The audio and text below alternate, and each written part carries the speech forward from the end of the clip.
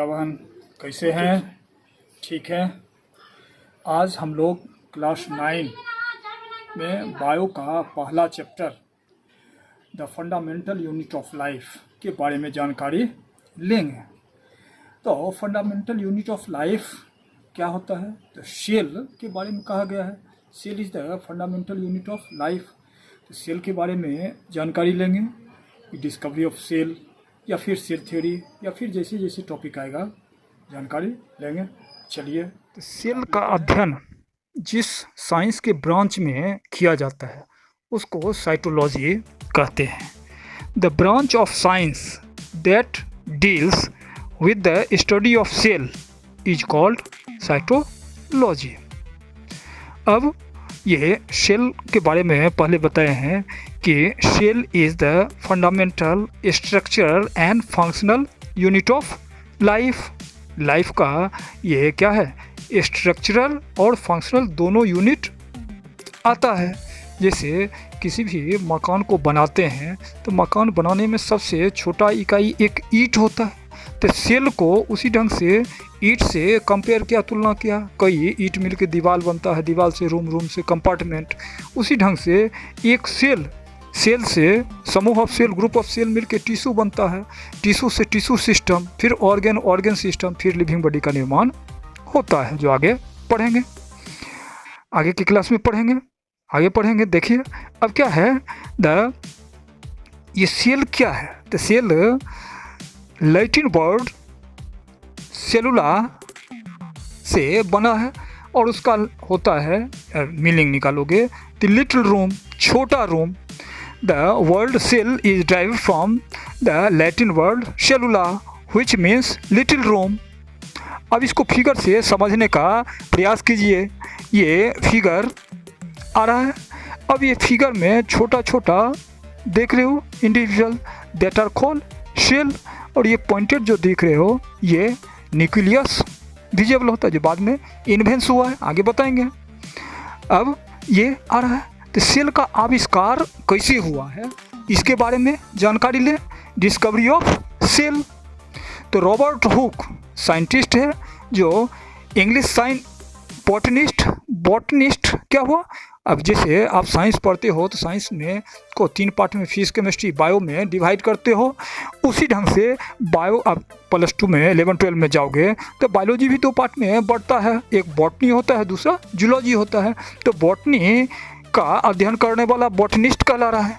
तो ये Robert Hooke botanist who discover the cell 1665 ईस्वी में वो डिस्कवर किया है सेल का, discover name the cell while examining a thin slice of बोतल कॉर्क।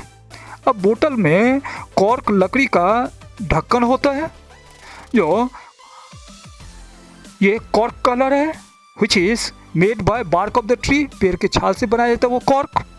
अब उसका थिन स्लाइस काटा। अब स्लाइस नाम भी आप समझो, जैसे आप ब्रेड खाने के लिए लेते हो, चाय ब्रेड, तो उसमें पतला पतला थिन कटा हुआ पार्ट होता है, दैट आर स्लाइस। तो उसी ढंग से ये कॉर्क का पतला स्लाइस, थिन स्लाइस काटा, that are slice. And he observe under self made microscope.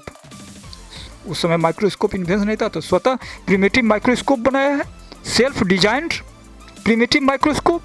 And observe, क्या ऑब्जर्व किया कि cork visible honeycomb like structure. Honeycomb means मधुमक्खी का छाता। मधुमक्खी का छाता आप देखे होंगे, उसमें ढेर सारा छोटा छोटा छेद होता है, और वो छेद को small room that are cell की संज्ञा दी गई है। He found that the porous structure of the cork to be resembled with a little room, छोटा छोटा room. Monasteries that are called unit cell, वो छोटा जो यूनिट आ रहा है उसको सेल की संज्ञा दी गई है। अब सेल का नाम आप जनरल माने क्या है, डेली लाइफ में भी सुनने में आ जाता है। जब ये कोई क्राइम करता है व्यक्ति तो उसको जेल में डाला जाता है।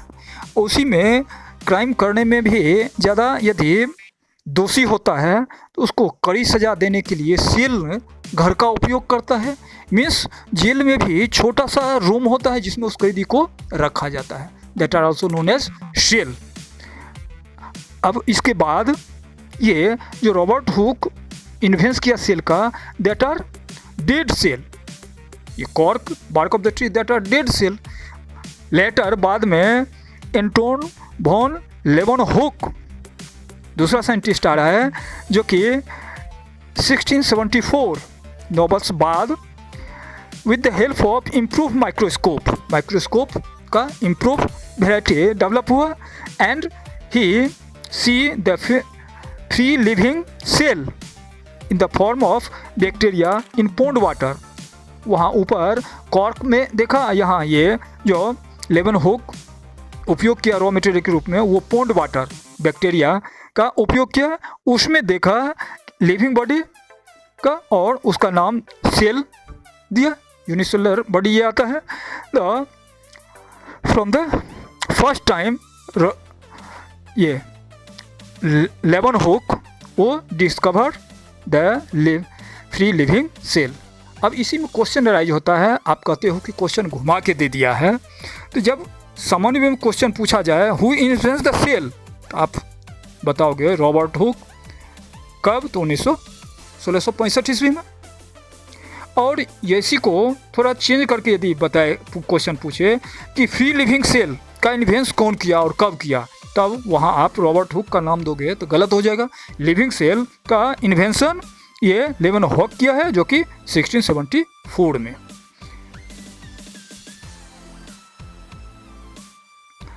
अब नव उसी सेल में दूसरा पार्ट खोजा गया, उसके बारे में जाने।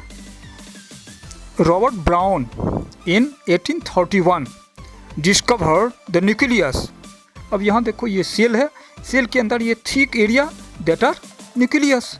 इस न्यूक्लियस की खोज रॉबर्ट ब्राउन ने 1831 ईस्वी में की है। अब next J.K. Purkinje in 1839 he also discover the protoplasm। अब ये protoplasm that are the liquid substance found in this cell के अंदर जो liquid type substance है that are protoplasm। अब आगे हम लोग आगे पढ़ते हैं सेल थ्योरी। अब साइंटिस्ट सेल के बारे में थ्योरी दिया है that are cell theory. In 1838, Sladen, a German botanist, first proposed the idea that all plant consist of shell। ये स्लाइडेन साइंटिस्ट 1838 में बताया है कि सभी प्लांट सेल का बना हुआ है। ए ईयर आफ्टर, एक साल बाद, the next scientist 1839 Swan that are zoologist, zoology से बिलोंग कर रहा था, independently assert that all animal and plant are made up of cell। वो स्वान ने बताया 1839 में कि सभी जंतु और plant made up of cell का बना हुआ है। और दोनों का this joint finding from the basic of the cell theory. दोनों मिला के ये सेल थ्योरी आया है। The cell theory was refined further in 1855। बाद में इसी थ्योरी को रीमॉडिफाई किया है। When another German biologist Rudolf Virchow proposed the idea that all the cell arise from the pre-exciting cell. Thus, the cell theory comprises the following postulate। अब ये इस थ्योरी के आधार पे क्या आ रहा है? All the living organisms are composed of cell and they may be unicellular or multicellular। वो unicellular हो सकता है या मल्टीसेलर हो सकता है। The cell is fundamental structural and functional unit of life and all cell arise from the pre exciting cell by cell division, cell division के द्वारा ये आ रहा है। Now we read the more about the cell shape and size. Cells vary in shape and size, cell के shape और size में variation भिन्नता आती है। दे मे बी ओवल और स्फेरिकल और रेक्टेंगुलर और स्पेंडल शेप्ड और टोटली इरेगुलर शेप हो सकता है। Irregular shape like nerve cell, जो आगे इस टाइप के सेल का फिगर दिए हैं, फिगर क्या है तो आप समझ सकते हो। The size of the cell also varies in different animal and plants. Most of the cell are microscopic in size like red blood cells RBC. The simplest cell, the smallest cell found in mycoplasm cell that are bacterium. सबसे smallest छोटा cell जो आ रहा है वो mycoplasma का रहा है, that are bacterium पाया जाता है। उसका साइज क्या होता है, अबाउट 0.1 माइक्रोन इन डायमीटर। और लॉन्गेस्ट सेल, सबसे लंबा सेल जो होता है लिविंग बॉडी में, दैट आर नर्व सेल, उसको न्यूरॉन भी कहते हैं। Measuring about 1 meter in length, लंबाई में ये नर्व सेल अप्रोक्स 1 मीटर हो सकती है। और लार्जेस्ट सेल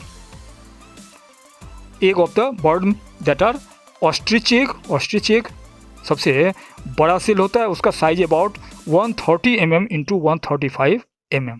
यहाँ लॉन्गेस्ट और लार्जेस्ट ध्यान दोगे, ये लॉन्गेस्ट सेल यदि पूछा जाए तो नर्व सेल न्यूरॉन का नाम दोगे, और लार्जेस्ट सेल पूछा जाएगा तो ऑस्ट्रिच सेल का नाम दोगे। अब ये एग्जाम के दृष्टि से महत्व रखता है। लॉन्गेस्ट सेल यदि पूछा जाए तो नर्व सेल न्यूरॉन का नाम दे दोगे, लार्जेस्ट सेल पूछा जाएगा तो ऑस्ट्रिच एक का नाम दे दोगे, स्मॉलेस्ट पूछा जाएगा तो माइकोप्लाज्म का नाम दे दोगे। अब ये ऊपर जो बताए हैं ओवल सेल और स्फेरिकल डिफरेंट शेप, यहाँ फिगर से समझाने का प्रयास किए हैं। ओवल शेप, यहाँ ये ओवम आ रहा है, या फिर ये लॉन्गेस्ट सेल नर्व सेल, ये न्यूरॉन आ रहा है। फिर डिफरेंट शेप में ये स्पेंडल, यहाँ ये क्या है, spindle shaped, that are smooth muscle cell आ रहा है। या फिर डिफरेंट साइज में fat cell, bone cell, sperm या ब्लड सेल, डिफरेंट, ये फिगर से आप स्पष्ट देख रहे हो, different shape and size of the cell. Now आज का पढ़ाई यहीं समाप्त होता है। अगले दिन इसी टॉपिक में हम लोग टाइप ऑफ सेल या फिर सेल स्ट्रक्चर के बारे में डिटेल पढ़ेंगे। आप इसका फेयर बनाओगे। धन्यवाद।